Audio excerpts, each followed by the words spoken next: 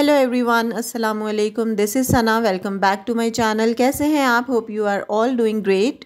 आज का व्लॉग आप लोगों के लिए बहुत इंपॉर्टेंट होने वाला है, स्पेशली उन लोगों के लिए जिनके सर पे किसी भी किस्म का कोई भी कर्जा है।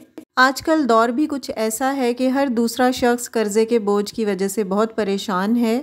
इस परेशानी से निजात हासिल करने का ना बहुत ही एक आसान सा वजीफ़ा है और डेली बेसिस पे इसे करें ना तो इंशाल्लाह कर्ज़े के बोझ से बहुत जल्दी इंसान फ्री हो जाता है।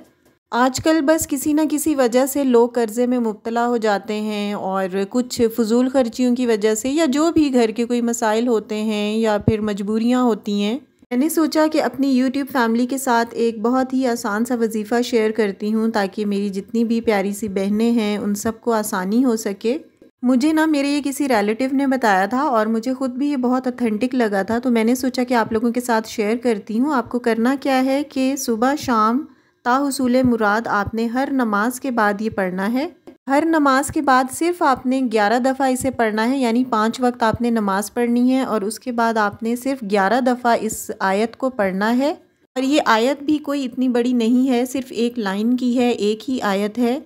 अल्लाहुम्मकफ़िनी बिहलालिका अन हरामिका व अगनिनी बिफ़द्लिका अम्मन सिवाका। बस ये इतनी सी आयत है और इसका तर्जुमा आपको जैसा कि लिखा भी नज़र आ रहा है, मैं पढ़ भी देती हूँ। या अल्लाह मुझे हलाल रिज़्क़ अता फ़रमाकर हराम से बचा और अपने फ़ज़्ल व करम से अपने सिवा गैरों से बेनियाज कर दे। और इतना प्यारा इसका तर्जुमा है कि अल्लाह ताला मुझे हलाल रिज़्क़ अता फ़रमा एक किस्म की दुआ भी है और अपने फ़ज़्ल व करम से अपने सिवा गैरों से मुझे बेनियाज कर दे। यानी कि गैरों से जिस तरह लोग मांग कर कर्ज़ा वग़ैरह ले लेते हैं मजबूरी में, तो उसके लिए एक किस्म की ये दुआ है कि हमें इससे महफूज फरमा और हमें रिज़्क़े हलाल अता फ़रमा। तो बस हर नमाज के बाद आपने ताहुसूले मुराद इसको 11-11 दफ़ा पढ़ना है और इंशाल्लाह कर्ज़ा उतारने के लिए ये बहुत ज़बरदस्त और बहुत आसान सा वजीफ़ा है। आपने अगर इसको नहीं भी करना तो जो भी आपके कोई रिलेटिव्स हैं, कोई फ्रेंड्स एंड फैमिली में कोई भी है तो आप उन्हें बता सकते हैं। इंशाल्लाह इससे आपको ज़रूर सुकून होगा। और आज के व्लॉग में बहुत ही एक शुगर का आसान वजीफ़ा भी शेयर करूंगी और वो भी इसी तरह बहुत आसान सा है। बस एक आयत है वो पढ़नी है और शुगर के पेशेंट्स को के ऊपर आपने दम करके पानी में दे देना है।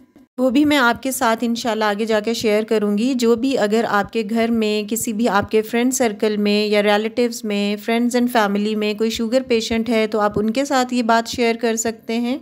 या अल्लाह ना करे आपके घर में अगर कोई शुगर पेशेंट है तो आप ये वजीफ़ा करके दम करके पानी में आप उन्हें पिला सकते हैं और इनकी बरकतें इंशाल्लाह आपको ज़रूर मिलेंगी। तो मैं आगे जाके शेयर करूँगी। अच्छा, यहाँ पर ना मैं चिकन पुलाव बना रही थी और संडे है आज और मैंने सोचा कि चलो बच्चे घर पे हैं और हस्बैंड भी घर पे हैं तो चलो इनकी पसंद का खाना कुछ बना देती हूँ। वैसे तो डेली ही माशाल्लाह मैं इनकी पसंद का ही बनाती हूँ। अपनी पसंद तो औरतों की साइड पे चली जाती है आफ्टर गेटिंग मैरिड। और इत्तेफाक से गैस भी आ रही थी तो मैंने सोचा कि इसका फ़ायदा उठाते हैं और चिकन पुलाव बना लेते हैं। वैसे तो अब ये जो व्लॉग है ये पता नहीं मैं अपलोड आज करूँगी या कल करूँगी, लेकिन वॉइस ओवर मैं इसी वक्त कर रही हूँ कि आज ही अपलोड करूँ। और रेसिपी मैं कई दफ़ा शेयर कर चुकी हूँ चिकन पुलाव की, बहुत ही आसान वे में मैं बनाती हूँ और इसलिए रेसिपी वगैरह तो शेयर नहीं कर रही, जस्ट वीडियो चल रही है और मैं वॉइस ओवर कर रही हूँ। कुछ लोग चिकन पुलाव यखनी वाला भी बनाते हैं, यानी यखनी निकाल के और सिंपल पानी की जगह यखनी को यूज़ करते हैं, उसका बहुत अच्छा सा टेस्ट आता है। मैं जब बीफ पुलाव या मटन पुलाव बनाती हूँ तब मैं यखनी वाला बनाती हूँ। चिकन पुलाव तो बस सिंपल इसी तरह ही बनाती हूँ। और बीफ पुलाव वैसे भी रेयर बनता है और जब बनाना हो तो उसे एक बड़े अच्छे से तरीके से बनाया जाता है। यानी यखनी वाला पुलाव जो है उसकी बात ही और होती है, उसका टेस्ट और होता है, अरोमा उसका बहुत ज़बरदस्त सा होता है। मेरे पास दही नहीं था, इसके साथ दही का रायता बहुत ज़बरदस्त लगता है। और राइस तो मैं वैसे भी बहुत कम खाती हूँ किडनी प्रॉब्लम की वजह से, तो इसलिए मैंने कम ही क्वांटिटी में बनाए थे। और जब भी मैं बनाती हूँ ना मैं कहती हूँ कि मैं नहीं खाऊंगी, लेकिन थोड़े से मैं खा ही लेती हूँ, ना करते भी कुछ बाइट्स तो खानी ही पड़ती हैं। जब बनाया हो बंदे ने, खुशबू आ रही हो और सामने हो तो कैसे रुका जा सकता है, तो इसलिए मैं कुछ ना कुछ बाइट्स ले लेती हूँ। जी, तो यहाँ पर मैं आपके साथ शुगर के इलाज का बहुत ज़बरदस्त सा आसान सा वजीफ़ा शेयर कर रही हूँ। आप लोग अपनी फैमिली में अगर कोई शुगर पेशेंट है तो उनके साथ ज़रूर शेयर करें।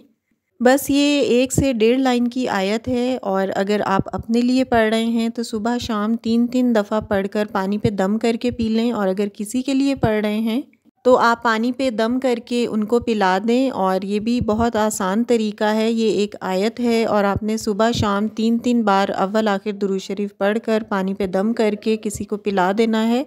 जो भी आपके सराउंडिंग में शुगर पेशेंट हैं या अगर अल्लाह ना करे आप खुद हैं शुगर पेशेंट, तो आप ये इस तरह से पढ़कर पानी पे दम करें। सुबह शाम का ये वजीफ़ा है और बहुत ऑथेंटिक है। जी, तो जनाब आज मैं आपके साथ फ़्लू और खांसी जो है आजकल उसका ऑनसेट बहुत ज़्यादा हुआ है, तो इससे बचने का एक घरेलू बहुत आसान सा नुस्खा है और ये चीज़ें ऑलमोस्ट हर घर में मौजूद ही होती हैं। और सौंफ और यहाँ पर मैंने हरी इलायची ली है, 3-4 दाने हरी इलायची के हैं और 1/4 चमचा सौंफ है। इनको मैंने इसके अंदर पीस लिया है और ये मोटर कूटने के लिए मैं अपने अब्बू से लेकर आई थी कराची। अब्बू की क्लिनिक पे पड़ा हुआ था तो मुझे अच्छा लगा, मैंने कहा अब्बू ये मैं ले लेती हूँ, आप अपने लिए न्यू ले लें। तो ये अब्बू ने मुझे दे दिया था। और अच्छा जी, इसमें दोनों चीज़ें डाल के ना मैंने पीस ली थी। और इसके बाद अदरक आपने लेना है। अदरक बहुत ही ज़बरदस्त होता है फ़्लू के लिए और खांसी के लिए। तो यहाँ पर मैंने एक छोटा टुकड़ा अदरक का काट के इसमें डाल दिया था। सारी चीज़ें साथ भी डाल सकते हैं, तो इसको भी इस तरह बारीक सा पीस के, थोड़ा सा क्रश भी अगर कर लें तो भी ठीक है, बारीक करना है तो भी ठीक है। मैंने बस इसको क्रश करके उबलते हुए पानी में डाल दिया था।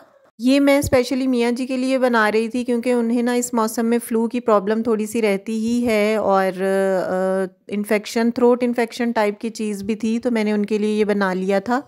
इसके अलावा इसमें बड़ी इलायची का एक छोटा सा जो पीस था वो मैंने लिया था और लौंग और इसके अलावा दालचीनी भी इसमें एज़ इट इज़ डाल दी थी क्योंकि इन चीज़ों के बहुत ज़्यादा फ़ायदे हैं और गर्म भी होती हैं, तो ये ठंडे मौसम में बहुत अच्छी रहती हैं।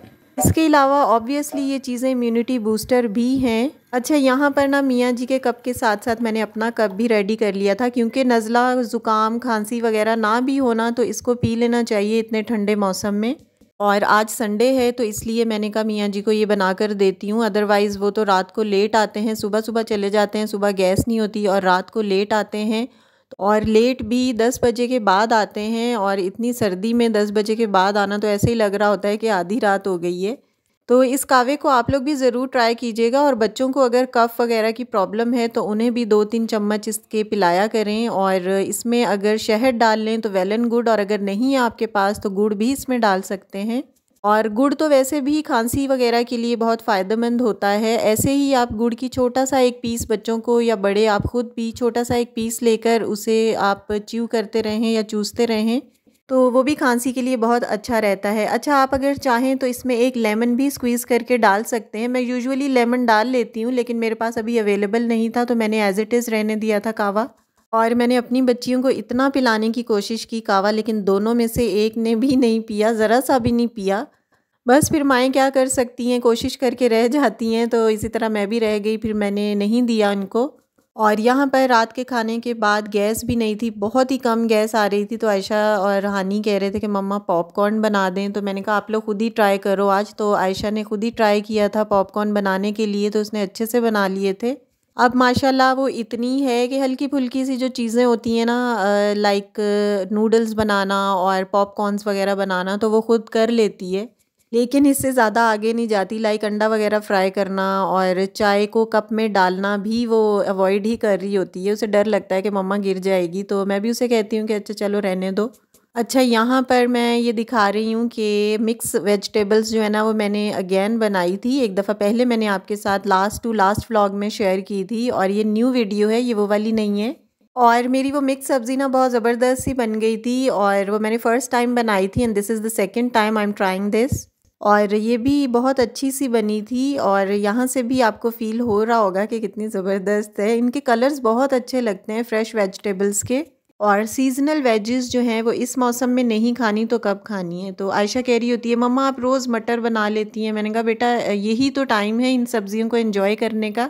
बस 1-1.5 या मैक्सिमम 2 महीने के बाद ये वेजिटेबल्स ख़त्म हो जाती हैं और फिर जो स्टोर की हुई वेजिटेबल्स होती हैं उनका ना वो टेस्ट होता है और ना वो मज़ा आता है उनको बनाने में, और ज़ाहिर है एक्सपेंसिव भी बहुत ज़्यादा होती हैं फिर वो।